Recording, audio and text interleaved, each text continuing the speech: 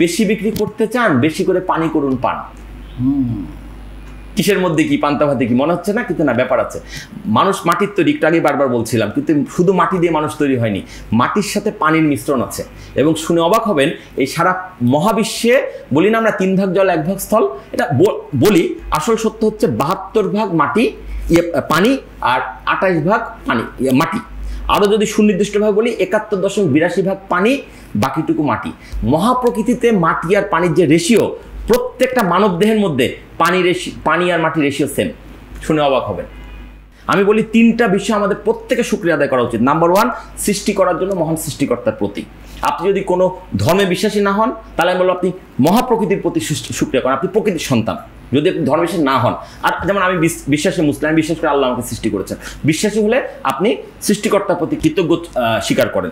দ্বিতীয়ত হচ্ছে সৃষ্টিকর্তা আমাদেরকে সৃষ্টি করেছেন, কিন্তু উনি কিন্তু আকাশ থেকে আমাদেরকে মাটিতে ফেলে দেন নাই। আমরা মা বাবার মাধ্যমে দুনিয়াতে এসেছি। সো আমাদের প্রত্যেকের মা বাবার প্রতি সর্বোচ্চ কৃতজ্ঞ থাকা উচিত। যাদের মা বাবা বেঁচে আছেন তাদেরকে সর্বোচ্চ সেবা করা উচিত, তারা যেন শব্দটা পর্যন্ত না করতে পারে। আর যাদের মা বাবা গত হয়েছেন তাদের কথা স্মরণ করে সন্তানকে অবশ্যই দান খয়রাত থেকে শুরু করে সৎকর্ম করা উচিত। আর তৃতীয়ত হচ্ছে মাটির কাছে কৃতজ্ঞ, যেটা আমি শুরুতে একবার বলার চেষ্টা করেছি, সেটা হচ্ছে আমি মাটির তৈরি মানুষ, দিন শেষে মাটিতেই মিশে যাব। যতটুকু সময় পাই আমরা যদি একটু মাটির কাছাকাছি থাকি, তাহলে আমার অহংবোধ, রাগ, ক্ষোভ সব কমে যাবে। আজকাল আমরা অনেকে রেগে যাই, যান্ত্রিক জীবনে রেগে যাই। রাগ কমানোর একটা অন্যতম পথ হচ্ছে খালি পায়ে মাটির উপর দাঁড়িয়ে থাকা। কিছুক্ষণ যদি আপনি, হাদিসে এরকম এসছে যে তুমি যদি দাঁড়িয়ে থাকো তাহলে বসে যাও, বসে থাকলে শুয়ে যাও, তোমার রাগ কমে যাবে। ব্যাপারটা বোঝানো হয়েছে যে তুমি যত মাটির কাছাকাছি থাকবা তত তুমি সুস্থ থাকবা। ইভেন আমরা আরেকটা ঘটনা বলতে পারি, সেটা হচ্ছে রাসূলুল্লাহ মক্কা থেকে বিতাড়িত হয়ে যখন হিজরত করে মদিনাতে গেলেন, মদিনাতে গিয়ে তো সবাই তাকে আতিথ্য দিতে প্রস্তুত। উনি ওনার উট ছেড়ে দিলেন যে উট যে বাসায় গিয়ে থামবে আমি সেই বাসায় আতিথ্যতা গ্রহণ করব। যে বাসায় উনি উটটা গিয়ে থামলো সেই বাড়িটা ছিল মাটির দোতলা। তো রাসূলুল্লাহ সিদ্ধান্ত নিলেন ওই বাড়িতে আতিথ্য গ্রহণ করবেন। তো তখন ওই বাড়ির মালিক তাকে বললো, ইয়া রাসূলুল্লাহ আপনি দোতলাটা গ্রহণ করুন, আমরা পরিবার নিয়ে নিচতলায় থাকবো। কিন্তু উনি কিন্তু দোতলায় যান নাই, ওনাকে বারবার রিকোয়েস্ট করার পরে উনি বলছেন না তোমরা উপরে যাও, আমি নিচে থাকবো। এটাকে অনেকভাবে আপনি ব্যাখ্যা করতে পারেন। হয়তো উনি আল্লাহ কর্তৃক আদিষ্ট হয়েছিলেন, কিন্তু আমি এটার ব্যাখ্যাটা এটা করি যে উনি মাটির মানুষ, মাটির কাছাকাছি থাকার চেষ্টা করেছিলেন। এবং মাটির কাছাকাছি থাকলে আমাদের রাগ কমে যায়, কষ্ট কমে যায়। আপনি কারোর সাথে শেয়ার করতে পারছেন না, মাটিতে বসে আপনি চিন্তা করুন, মাটি আপনার দুঃখ বোধ ভুলিয়ে দিতে পারে। কারণ দিন শেষে মাটির একটা অংশ আমি আপনি। এই মাটি আমাদেরকে ভালোবাসে।